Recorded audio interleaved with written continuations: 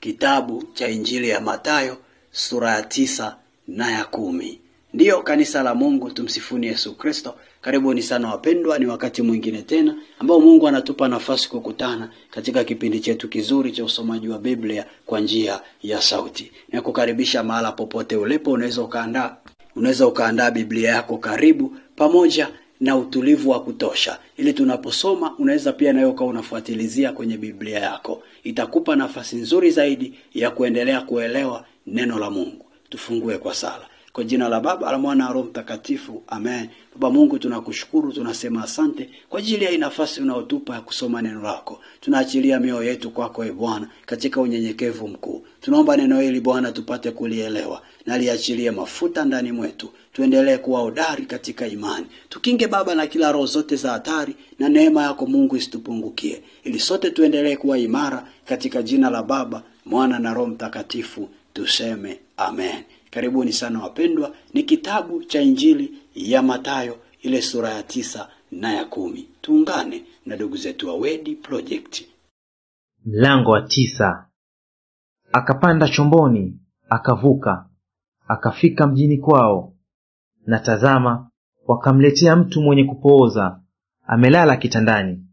Naye Yesu alipoiona imani yao, alimwambia yule mwenye kupooza, "Jipe moyo mkuu mwanangu, umesamehewa dhambi zako."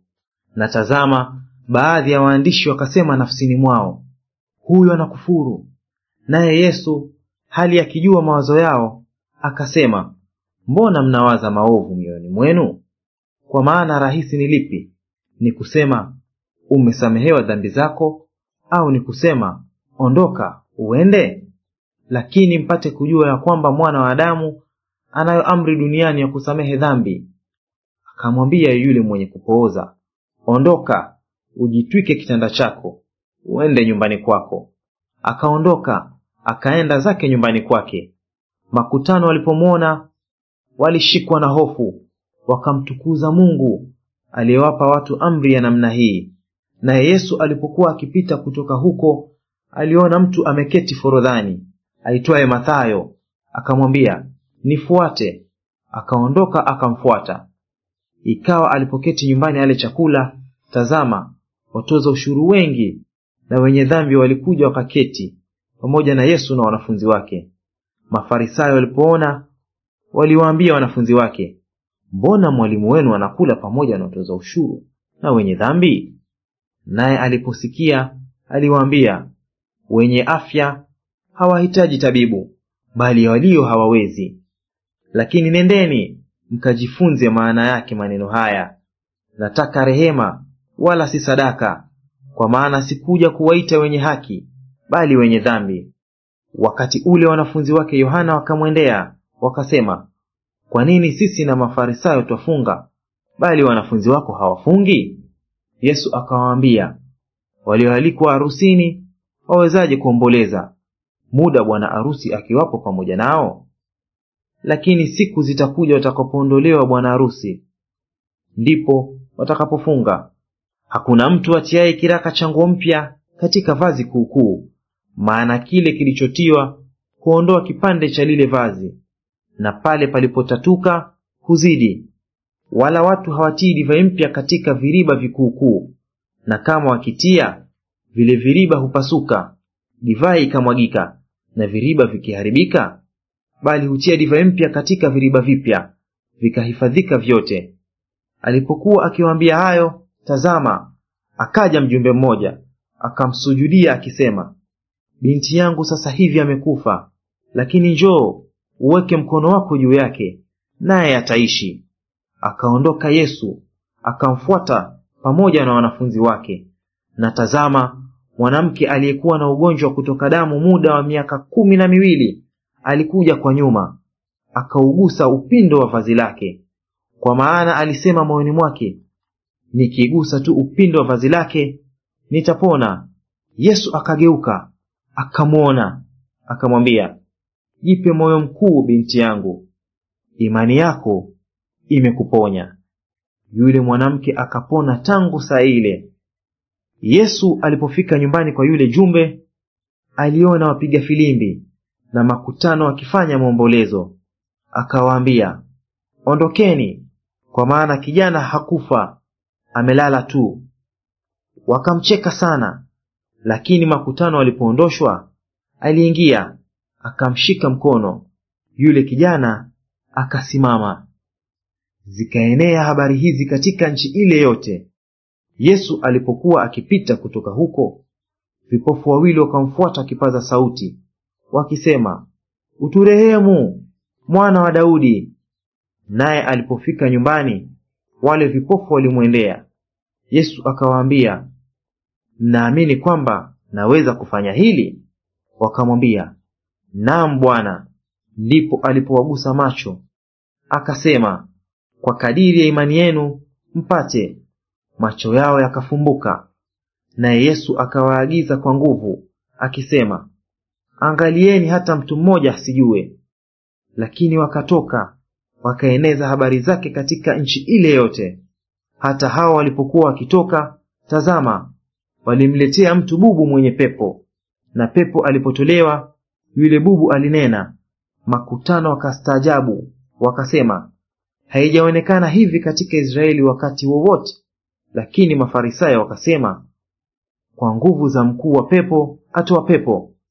Naye Yesu alikuwa akizunguka katika miji yote na vijiji, akifundisha katika masinagogi yao, na kuihubiri habari njema ya ufalme, na kuponya magonjwa yote na udhaifu wa kila aina. Na alipowaona makutano, aliwahurumia, kwa sababu walikuwa wamechoka na kutawanyika kama kondoo wasio na mchungaji. Ndipo alipowaambia wanafunzi wake, mavuno ni mengi, lakini watendakazi ni wachache. Basi mwombeni Bwana wa mavuno apeleke watendakazi katika mavuno yake. Mlango wa 10. Akawaita wanafunzi wake 12, akawapa amri juu ya pepo wachafu, wawatoe na kupoza magonjwa yote na udhaifu wa kila aina.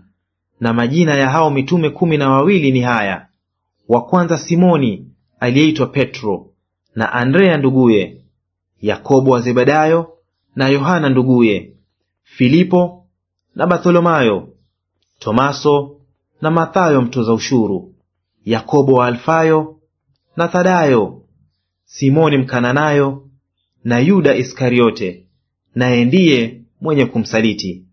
Hao thenashara Yesu aliwatuma, akawaagiza akisema, katika njia ya mataifa msiende, wala katika mji wowote wa Masamaria msiingie.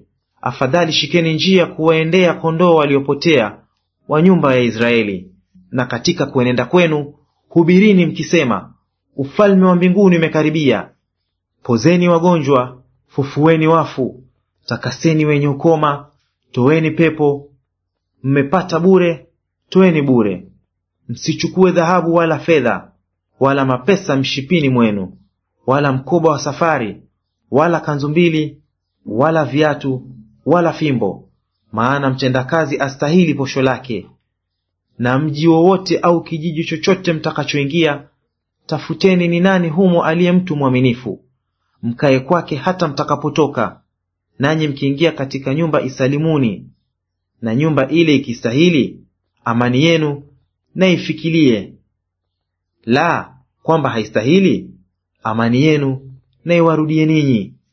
Na mtu asipowakaribisha wala kuyasikiliza maneno yenu, mtokapo katika nyumba ile au mji ule, kung'uteni mavumbi ya miguuni mwenu.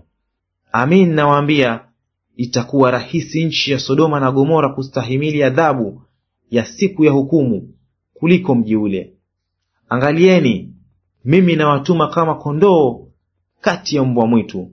Basi iweni na busara kama nyoka, na kuwa watu wapole kama hua.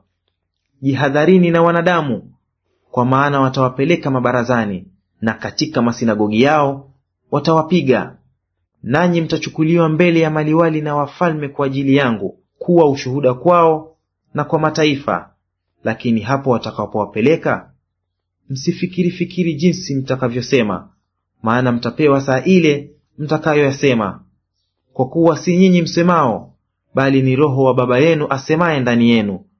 Na ndugu atamsaliti ndugu yake ili auawe, na baba atamsaliti mwana, na wana watainukia wazazi wao na kuwafisha. nanyi mtakuwa mkichukiwa na watu wote kwa ajili ya jina langu, lakini mwenye kuvumilia hata mwisho ndiye atakayeokoka. Lakini watakapowafukuza katika mji huu, kimbilieni mwingine, kwa maana ni kweli nawaambia, hamtaimaliza miji ya Israeli hata ajapo Mwana wa Adamu. Mwanafunzi hampiti mwalimu wake, wala mtumwa hampiti bwana wake. Yamtosha mwanafunzi kuwa kama mwalimu wake, na mtumwa kuwa kama bwana wake. Ikiwa wamemwita mwenye nyumba Beelzebuli, je, si zaidi wale walio nyumbani mwake? Basi msiwaogope, kwa maana hakuna neno lililositirika ambalo halitafunuliwa, wala lililofichwa ambalo halitajulikana. Niwaambialo ninyi katika giza, lisemeni katika nuru, na msikialo kwa siri, lihubirini juu ya nyumba. Msiwaogope wauao mwili, wasiweze kuiua na roho. Afadhali mwogopeni yule awezaye kuangamiza mwili na roho pia katika Jehanamu. Je, mashomoro wawili hawauzi kwa senti moja? Wala hata mmoja haanguki chini asipojua Baba yenu. Lakini ninyi hata nywele za vichwa vyenu zimehesabiwa zote. Msiogope basi, bora ninyi kuliko mashomoro wengi. Basi kila mtu atakayenikiri mbele ya watu, nami nitamkiri mbele ya Baba yangu aliye mbinguni. Bali mtu yoyote atakayenikana mbele ya watu, nami nitamkana mbele za Baba yangu aliye mbinguni. Msidhani ya kuwa nimekuja kuleta amani duniani. La, sikuja kuleta amani, bali upanga. Kwa maana nalikuja kumfitini mtu na babaye, na binti na mamaye, na mkwe na mkwe mtu, na adui za mtu ni wale wa nyumbani mwake. Apendaye baba au mama kuliko mimi hanistahili, wala apendaye mwana au binti kuliko mimi hanistahili, wala mtu asiyechukua msalaba wake akanifuata hanistahili. Mwenye kuiona nafsi yake ataipoteza, na mwenye kuipoteza nafsi yake kwa ajili yangu ataiona. Awapokeaye ninyi anipokea mimi, naye anipokeaye mimi ampokea yeye aliyenituma. Ampokeaye nabii kwa kuwa ni nabii atapata thawabu ya nabii, naye ampokeaye mwenye haki kwa kuwa ni mwenye haki atapata thawabu ya mwenye haki. Na mtu awaye yote atakayemnywesha mmojawapo wa wadogo hawa ngaa kikombe cha maji ya baridi, kwa kuwa ni mwanafunzi, amin nawaambia, haitampotea kamwe thawabu yake.